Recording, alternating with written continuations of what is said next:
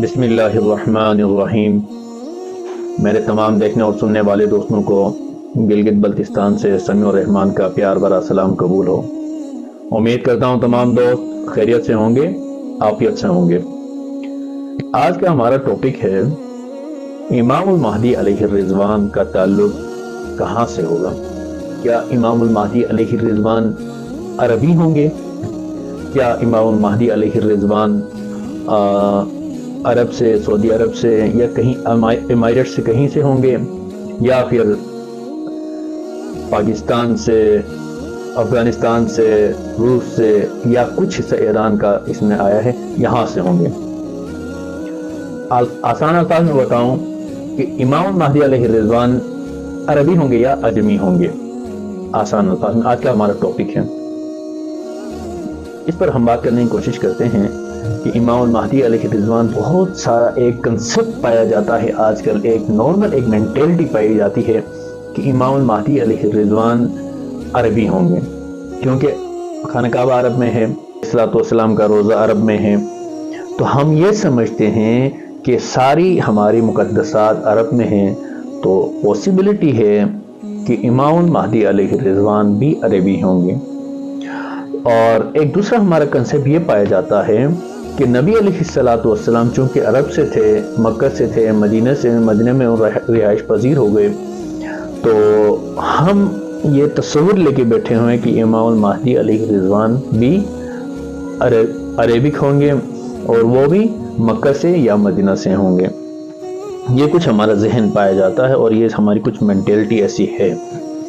تو عام نارمل ہم ایک گیدرنگ میں جب ہم بات چیت کرتے ہیں امام المہدی علیہ الرضوان کے بارے میں، تو نارمل گیدرنگ میں کچھ لوگوں سے میں نے بات کی تو پتہ چلا کہ لوگوں کی پرسپشن ایسی ہے کہ ایک صاحب نے مجھے یہ بتایا، بہت اچھے معتبر قسم کے بندے نے یہ بتایا کہ ایک بزرگ صاحب نے خواب میں دیکھا ہے تو امام المہدی علیہ الرضوان اس وقت یمن میں ہیں، اور یمن میں پائے جاتے ہیں چونکہ، تو یمن سے جو ہے نا، بلکہ اس نے یہ بھی کہا کہ 10 نظامی کا کورس بھی مکمل کر چکے ہیں امام المہدی علیہ الرضوان، یہاں تک ان کا ایسا ذہن تھا۔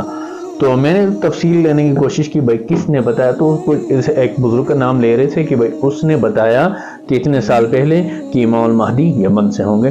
یعنی ہمارا ذہن ہی نہیں آ رہا کہ ہم عجم سے بھی سوچیں، ساری کی ساری حدیثیں، ساری کی ساری روایات اور ساری کی ساری پیشنگویاں ہمیں اشارہ کر رہی ہیں مشرق کی طرف، اور ہمیں بتایا جاتا ہے کہ امام المہدی علیہ الرضوان کا جو قافلہ نکلے گا، جو اس وقت کے حساب سے جو لوگ یا لشکر نکلے گا، وہ جو سیاہ جنڈو والا لشکر ہوگا، بہت عظیم لشکر ہوگا، اور وہ جب تم اس کو پاؤ تو اس کا ساتھ دو، بھلے تمہیں گھٹنوں کے بل بھی چل کے جانا پڑے، اس کا ساتھ دو۔ کوئی بھی یعنی گلہ قبول نہیں ہے اس لشکر کے بارے میں، کوئی بھی گلہ قبول نہیں ہے۔ وہاں بتایا جاتا ہے کہ جب تم اس لشکر کو پاؤ تو اس کے اندر مہدی ہوگا، اس کا ساتھ دو۔ تو عرب سے مطلب کوئی امکانات اس حدیث کے روح سے، جتنی صاحب کا ہم نے حدیثیں پڑھی، مشرق سے جتنی بھی ہم نے جو واقعات ہونے ہیں، یہاں سے جانے ہیں عربوں کی طرف معاملات، تو اس میں تو میں نے پہلے بھی یہ اندازہ اور کوشش بھی کی تھی کہ آپ کا تھوڑا سا ذہنی پرسپشن بن جائے کہ امام المہدی عرب سے نہیں ہوں گے بلکہ مشرق سے ہوں گے۔ تو ہمیں ایک حدیث بھی ایسی ملی جس میں ہمیں بہت زیادہ وضاحت سے بتایا گیا نبی علیہ السلام نے اس وقت کیا بتایا تھا۔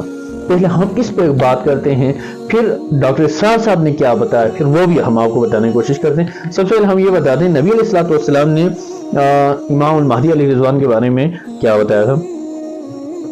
حضرت عبداللہ بن مسعود رضی اللہ تعالیٰ عنہ کہتے ہیں کہ ہم رسول اللہ صلی اللہ علیہ وسلم کے پاس بیٹھے ہوئے تھے، اتنے میں بنی ہاشم کے چند جوان آئے، جب نبی علیہ السلام نے انہیں دیکھا تو آپ کی آنکھیں بھر آئیں اور آپ کا رنگ بدل گیا۔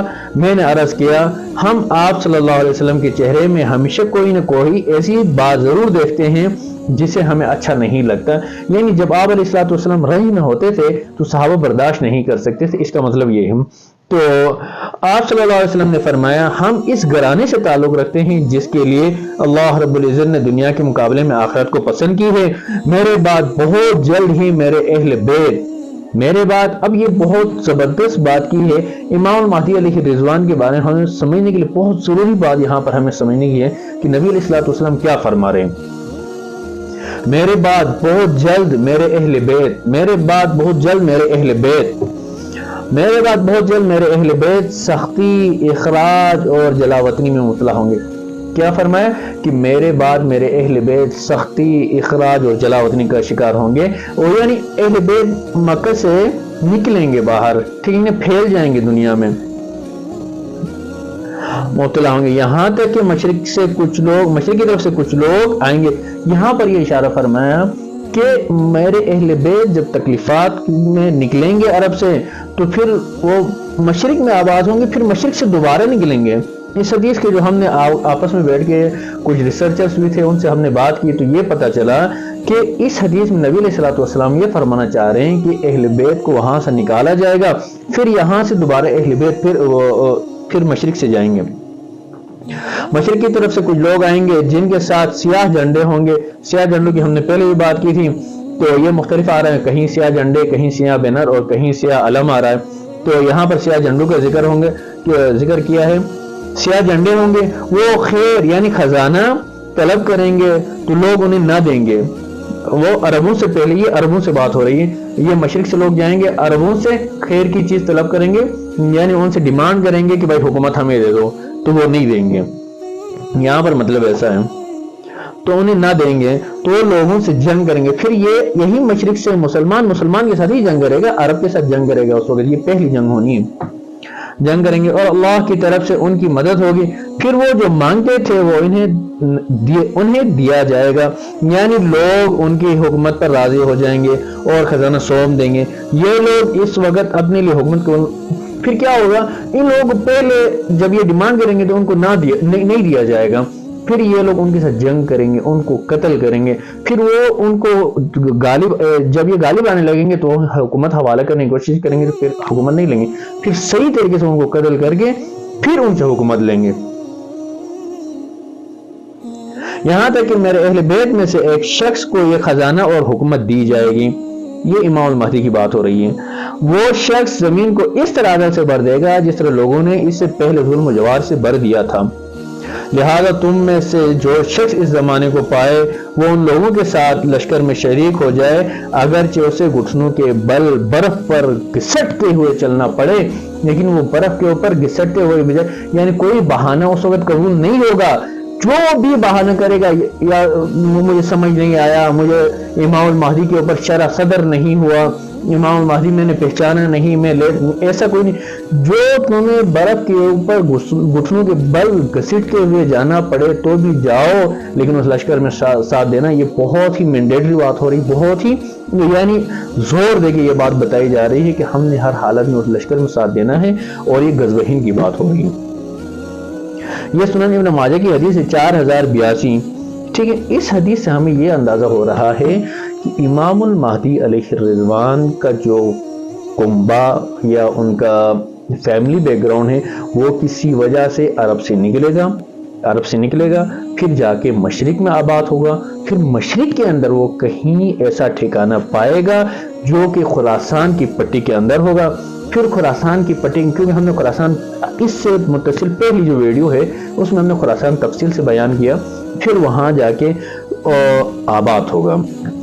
تو ڈاکٹر اسرار صاحب نے بھی اس کی تفسیر ایسے کی، ڈاکٹر اسرار صاحب فرما رہے تھے کہ وہ تو بڑے سخت الفاظ میں عرب کو، یعنی یہاں تک کہ تمہاری شکل ہی نہیں ہے، ایسے الفاظ بتا رہے تھے ڈاکٹر اسرار صاحب۔ ہم تو ان پڑھ ناچیز لوگ ہیں، ہمیں تو ایسا ڈر لگ رہا ہے وہ الفاظ بھی یعنی کاپی کرتے ہوئے، کہ یہ بہت زیادہ ناراض ہو رہے تھے عربوں سے کہ تمہاری شکل ہی نہیں ہے کہ تم میں مہدی پیدا ہو، ڈاکٹر صاحب ایسا بتا رہے تھے۔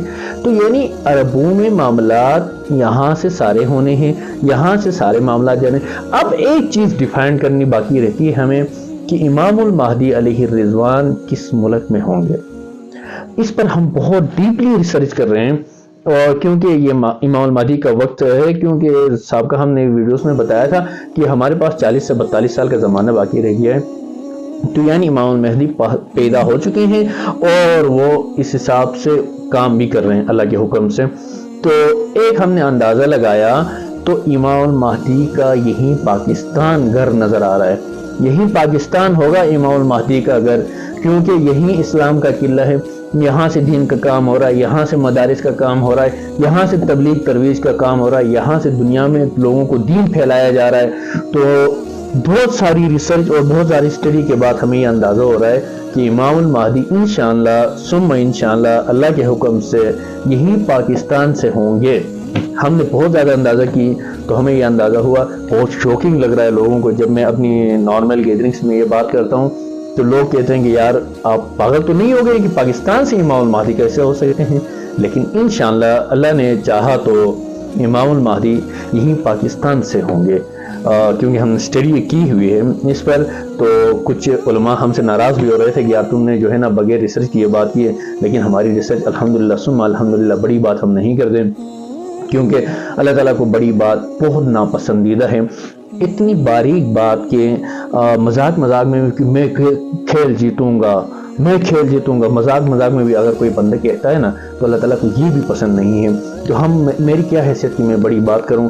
ہم نے صرف معلومات حاصل کی ہیں، اس کے اوپر تھوڑی سی اسٹڈی کی ہے، وہ اسٹڈی ہم آپ تک پہنچانے کی کوشش کرتے ہیں۔ یہ اللہ تعالیٰ نے قرآن میں حکم بھی دیا ہے کہ کنتم خیر امۃ اخرجت للناس میں، کہ اللہ تعالیٰ نے ہمیں نکالا ہے بہترین کام کے لیے، ٹھیک ہے، لوگوں کی نفع رسانی کے لیے اللہ تعالیٰ نے ہمیں نکالا ہے۔ تو ہم خیر کی بات کریں گے، بری باتوں سے، خطرناک باتوں سے اور گناہ کی باتوں سے ہم روکتے رہیں گے۔ یہ ہمارا کام ہے، امت کا کام ہے، میں اسی لیے بتا رہا ہوں۔ ہم نے اسٹڈی کی ہے تو ہمیں اندازہ ہو رہا ہے کہ انشاءاللہ پاکستان خوش نصیب علاقہ ہے۔ میں تو یہ کہوں گا کہ اگر کوئی پاکستان سے باہر جا رہا ہے تو وہ بھی جلدی پاکستان آ جائے انشاءاللہ۔ وہ عظیم مارکے یہاں سے ہونے ہیں جس کے ہم نے صرف تصورات سنے تھے، جن نے ہم نے خیالات سنے تھے، وہ سارے معاملات انشاءاللہ یہاں پاکستان سے ہونے ہیں۔ تو میں امید کرتا ہوں یہ ویڈیو آپ کے لیے بہت زیادہ فائدہ مند ہوگی۔